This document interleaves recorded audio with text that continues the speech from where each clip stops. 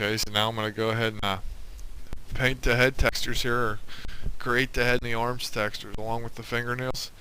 And this definitely is a lot of trial and error. Uh, I can't really explain other than that. I mean, it's just trial and error, trial and error, trial and error.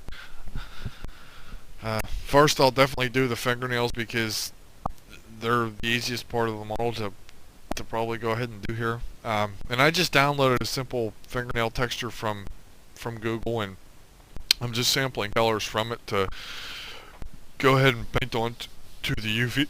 Excuse me, the UV map. And I mean, if you look at your own fingernails, it's somewhat easy to try and figure out how to paint them. But this is something that's really gonna take a little bit of time to do. Not a lot of time.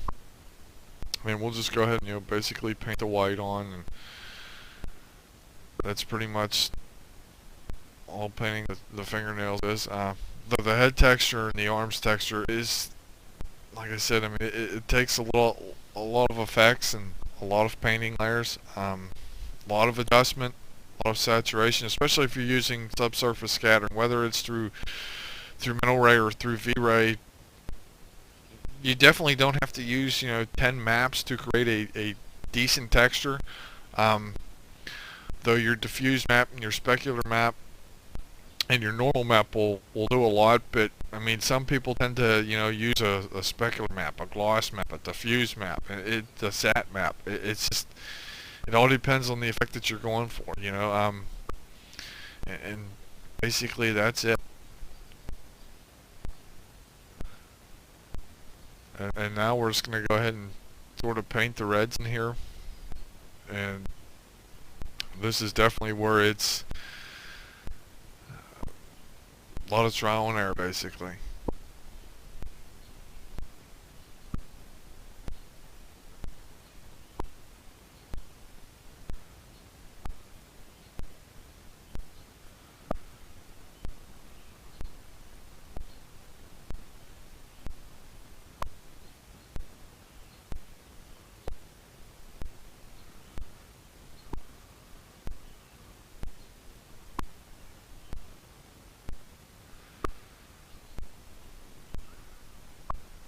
And the best way that I've found to go ahead and do this is basically download a photo of a head of somebody's face, and just try and look at it and see where is it more red in other places, or where's the subsurface scattering really at, and try to match that as much as you can. And it's just paint, paint, adjust, paint. And I'm just going through here and trying to paint it as much as I can, or try to match it as much as I possibly can.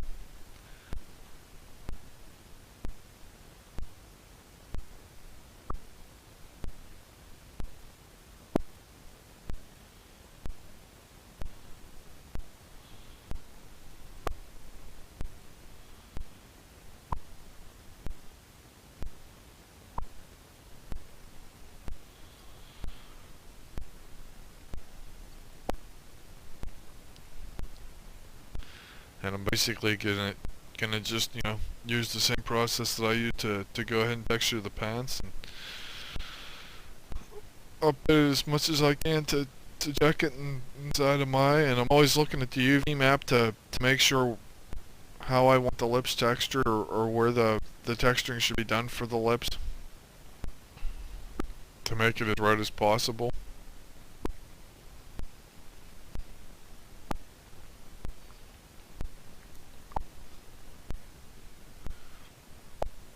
And I'll just look at it in Maya, and then I'll go into Photoshop and paint the texture. I mean, you can see a little bit of error on our UV map there, but that's really no big deal since it's the inside of the mouth.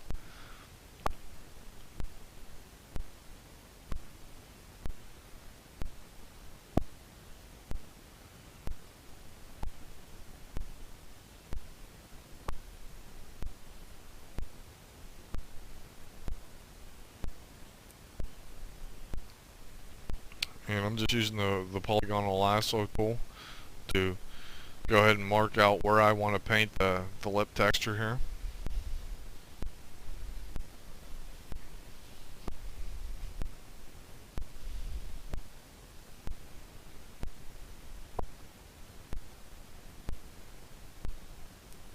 And I'll just turn on the brush tool and basically sample a color and go ahead and paint.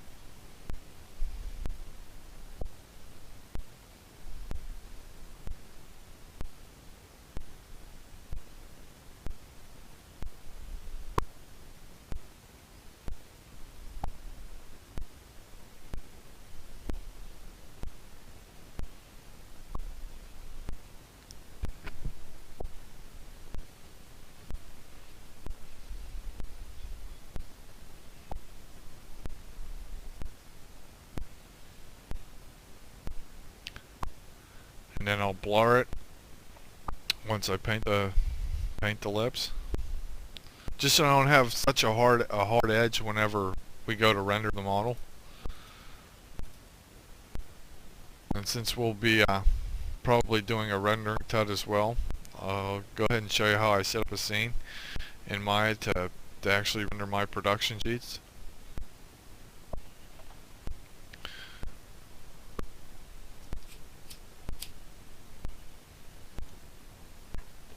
And then I just tend to, reuse that scene as many times as I possibly need. It's basically just a studio setup with one or two light planes, and there we go.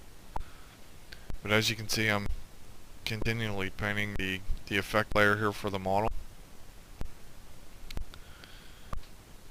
It takes time, it takes editing, and trial and error, trial and error, trial and error.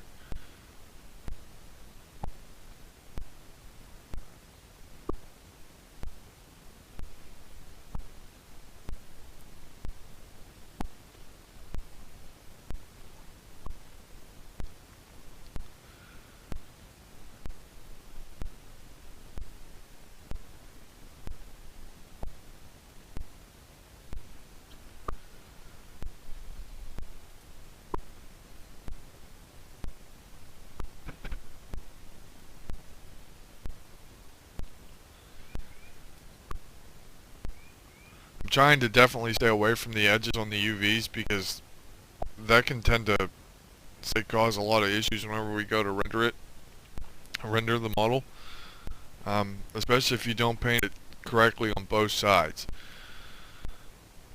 or perfectly on both sides.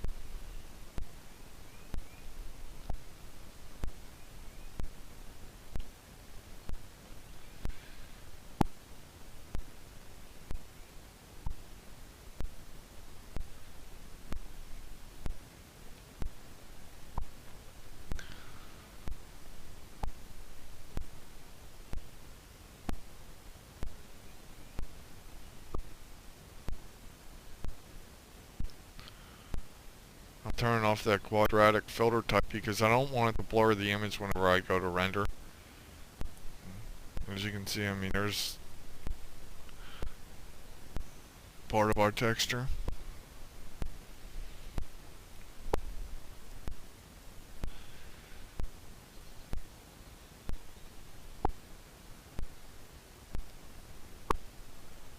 And the fingernails look okay.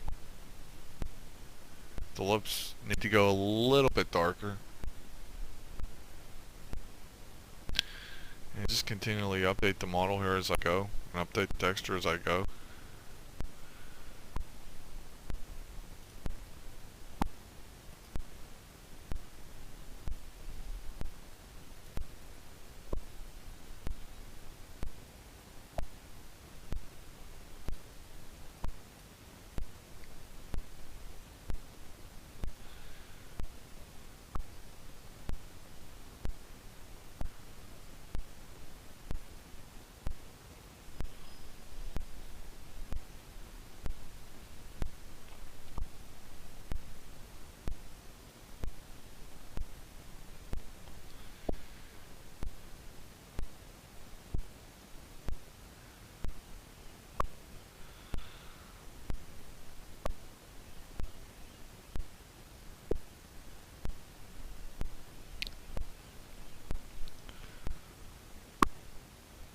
just keep continually, updating the color, try to fix the color to try to make it match as much as I can or how I want it to look, and just keep going from there.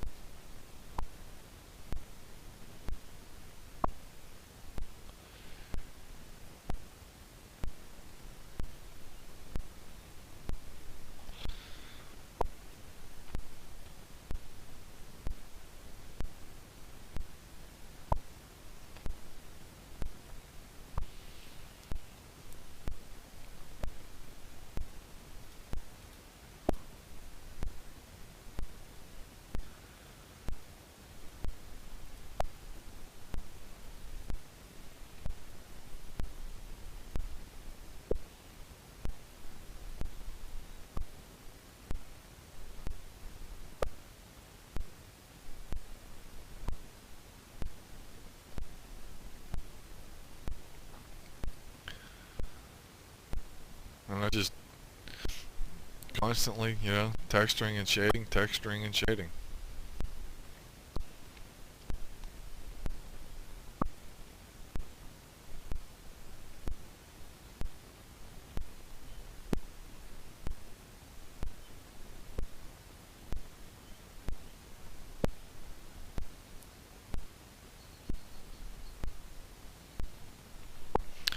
And as you can see, I'm using V-Ray materials because that's the render we use here at work.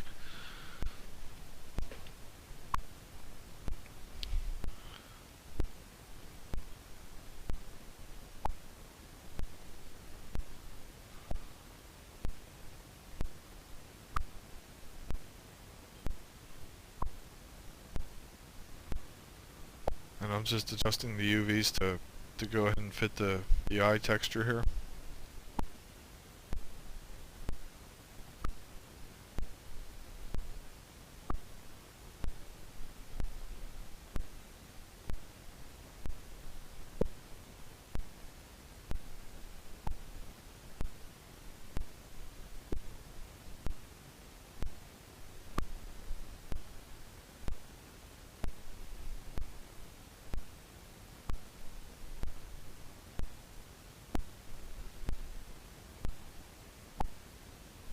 Those pupils definitely have to get shaded here. And I'm just creating another V-Ray material and basically just applying that, gonna turn it black. Keep the reflection, somewhat to a minimum. I don't want to make it extremely reflective.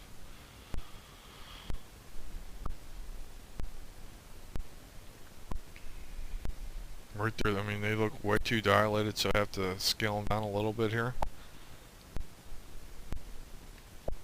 Those eyes look pretty good to me.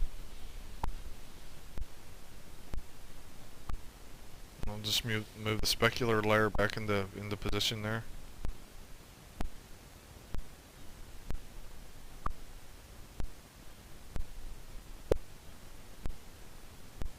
I'll just use the same material for the eyeglasses onto the eye specular. Just move everything back into position there. And right off the bat, I mean, you can see the model looks pretty good. And when we go to render it, it's going to come out pretty well.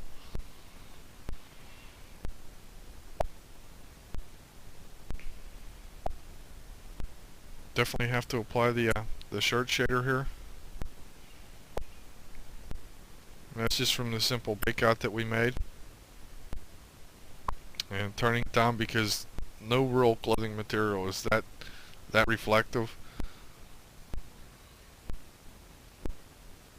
I didn't really edit the shirt texture in Photoshop. I'm just plugging it into the diffuse color there.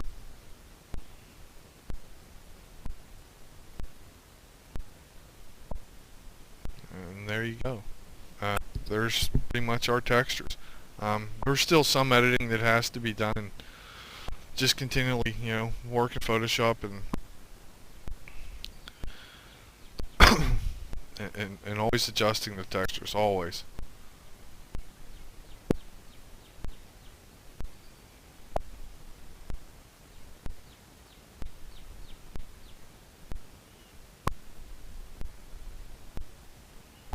And as you can see, I brought the shirt normal in there. which was made in X normal, and turning it onto the tangent space normals.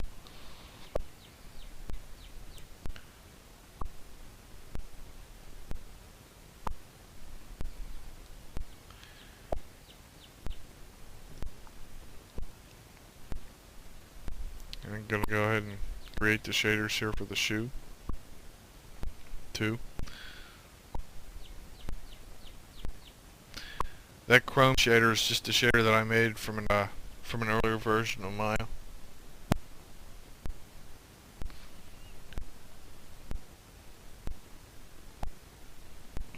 And just apply it to the things that need the chrome texture on it. And it's just a simple layered shader that I made in Maya with a blend of Lambert.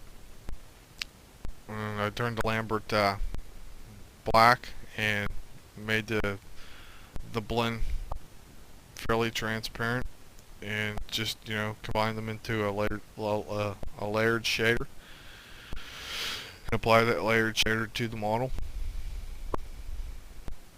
It's definitely nothing special.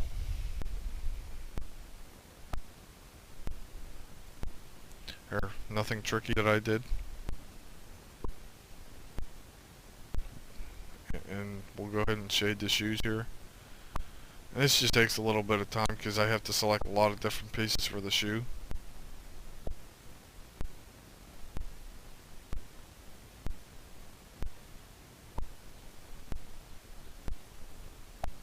In hindsight, I probably should have just deleted the one shoe, shaded the other shoe, and then just, you know, copied or duplicated it. But I'll just go ahead and select them both as I go along, and just go from there.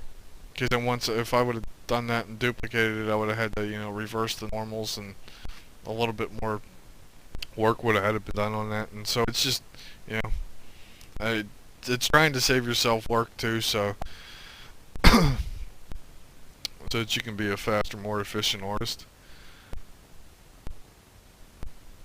You definitely don't want to take 2 months to, you know, texture a character. And so there you go. I mean, our shoes are basically shaded now, and I just have to go ahead and shade the bottom here. And as you can see, there is a lot of pieces that I have to go ahead and select to apply the material to.